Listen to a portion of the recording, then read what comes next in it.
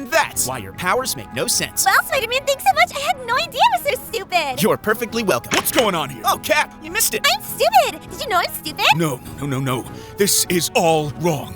Is something the matter? You were meant to talk about my powers first. Mine! You have powers? Only thing super about you is the branding. God bless America. Cease this sickening patriotism. I need to find Stark. I need him to explain why I make no sense. Well, hey, why don't I do it? You? Listen, kid, I appreciate the offer, but you aren't ready for this, all right? Spider-Man's really good at this stuff. He made me cry several times. That's true, I did. Fine. Just don't pull your punches. I want this to top all the others. Oh, I taught Wasp some physics, by the way, so she'll be joining in too. Force equals mass times acceleration. That's honestly more impressive than anything Stark's ever done. Good job, kid. Thanks, Mr. Rogers. Well, how about we start with that shield of yours? I'd be insulted if you didn't. Great. Well, did you know that in the real world, throwing a metal disc at a wall doesn't magically send it back to you? And what's it meant to do? Lose energy and leave at a new angle depending on how bouncy the collision is. Took the words right out of my mouth, Wasp. I love physics. Physics is cute. Am I drunk right now? Well, we're in Stark Tower, Mr. Rogers, so you can never be sure. After a few bounces, your shield's path should be unpredictable, like my relationship with Ant-Man. Perfect ricochet, perfect return. Makes no sense. Ant-Man's a douche. I love how close you gross bug superheroes are getting. You know, I don't really think you're taking this seriously, Mr. Rogers, so how about I break it down for you? Let's say you throw your shield at a wall. Your shield is moving at a certain velocity, and that velocity has two directions, up and across. The up direction of its velocity is parallel to the wall, and the across direction is perpendicular. After your shield bounces off the wall, it still moves up, but the perpendicular component changes. Instead of moving towards the wall, it now moves away. Kid, I know what happens when I throw my shield at a wall. You don't have to explain. Oh, so you know about Newton's coefficient of restitution? What did you call my mother? No, Mr. Rogers, no one cares about your useless dead mother. It's Newton's coefficient of restitution. It determines the elasticity of a collision. The stretchiness of a collision? Have you been hanging out with Mr. Fantastic again? Because listen, his idea of family bonding is lobotomizing his own son. He did what? Yeah, the kid got too powerful, so he nuked his brain. Not the family-friendly version you saw in the cinema, huh? Issue 245. Look it up. In collisions, elasticity actually has a different definition. It's how much kinetic energy is conserved when two objects collide. Newton's coefficient of restitution quantifies it. E equals the speed of separation divided by the speed of approach. If your shield bounces off a wall at exactly the same speed as it hit it, then E equals 1. The collision is perfectly elastic. All kinetic energy is conserved. Well, there you go. You said it yourself. My shield's collisions are perfectly elastic. That's why it bounces around so much. Case closed. Actually, perfect elastic collisions are like impossible and stuff. Energy's gonna be lost to heat and friction and sound. Great point, Wasp. You're officially smarter than Captain America. Oh my gosh, yay! I can't wait to tell Ant-Man. You and him are in an argument, remember? Oh my gosh, I hate Ant-Man. If E equals 0, then the speed of separation must also equal 0, which would mean your shield gets stuck to the wall. In reality, E will have a value between 0 and 1. The closer it is to 1, the more energy your shield will have to keep bouncing around. I need my shield to bounce off walls really fast, Peter. Wasp's officially smarter than me. I've got nothing left. I'm like really clever when I'm not daydreaming about clothes and shoes and stereotypical girl things. Did you guys know I'm a stereotypical girl? You got a problem with that? I'm starting to understand why Hank left you. Don't worry, Cap, I'll help you out. Let's call the velocity your shield hits a wall at V in, and the velocity it leaves V out. We want V out, right? Well, luckily, we can derive a neat little expression for it. Before the bounce, V in is equal to the parallel component of velocity plus the perpendicular component. So we can rearrange that to say that V parallel equals V in minus V perpendicular. Let's call that equation 1. Now, during the bounce, we know that perpendicular velocity flips since the shield changes direction. The outgoing perpendicular velocity is equal to E times the incoming perpendicular velocity, and it's negative due to the change of direction. Let's call that equation 2. After the bounce, V out equals V parallel plus the outgoing perpendicular velocity. V parallel doesn't change since we're ignoring friction along the wall. We'll call this equation 3. So after substituting equations 1 and 2 into 3, we can say that V out equals V in minus V perpendicular times 1 plus E. Didn't catch a word of that. Well, sorry for doing some real math for a change instead of plugging numbers into equations. I drew a picture to clear things up. That really doesn't help. Look, we're trying to figure out how fast your shield bounces off a wall, right? And not just how fast, but also at what angle. These things are kind of important to know if you want to catch it, aren't they? I'd like to plead the fifth. Let's just do an example. Let's say you throw your shield at a wall with a speed of 20 meters per second. The incoming angle your shield makes with the wall is 30 degrees, and it's a good solid wall with a coefficient of restitution of 0.8. Then before the bounce, your shield's V perpendicular is 20 cosine 30,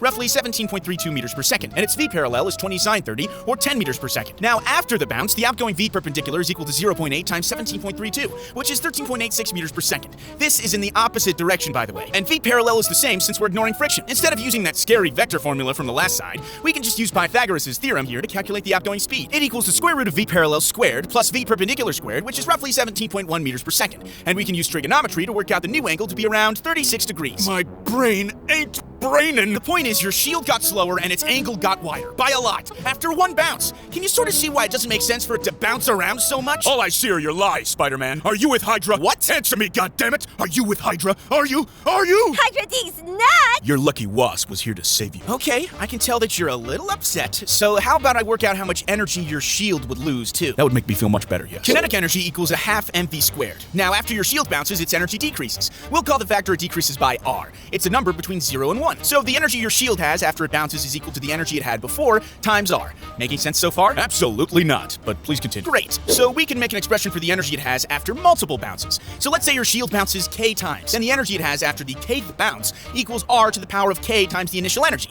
So what we have here is a geometric series. Each bounce is decreasing your shield's energy by a factor of r. That makes sense, right? Of course it does. I just have one question. Go ahead. Why are you using letters instead of numbers? Are you dyslexic? Oh my gosh, you're such a big silly dummy. I would like to file a complaint with HR. You don't have HR. Tony checked them and put them in the boot of his car. Yeah, if them and the prostitutes team up, we're gonna have a real mess on our hands. So anyway, we were talking about R and stuff, but like, what even is R? You're just gonna set it to 0 and make me look stupid. Oh, Mr. Rogers, I don't need to do that to make you look stupid. Thank you, I appreciate that. There's actually a formula for R. It depends on the angle your shield hits the wall at and the bounciness of the wall. It equals sine squared theta plus e squared cosine squared theta. Theta is the angle, e is Newton's coefficient. The first term isn't multiplied by e since we're ignoring friction along the wall. Cosine squared theta is perpendicular to the wall, so that bit is decreasing by a factor of e squared. R can't be bigger than 1, by the way, since none of the terms in this expression can be bigger than 1. Yes, of course, sine and cosine waves have an amplitude of America. I think you meant an amplitude of 1. Yes, that's what I said, an amplitude of America. And America's number 1. You know, that logic actually checks out. I was the smartest guy in my tent. Can you share with Bucky? Well, yeah, but he was well under 18 at the time, so... Okay, time for another example. Let's say your shield weighs 5 kilograms and you throw it at a velocity of 25 meters per second. Then the kinetic energy of your shield is a half mass times velocity squared, which equals 1,562 joules. Let's say you throw it at an angle of 30 degrees again, and E equals 0.8.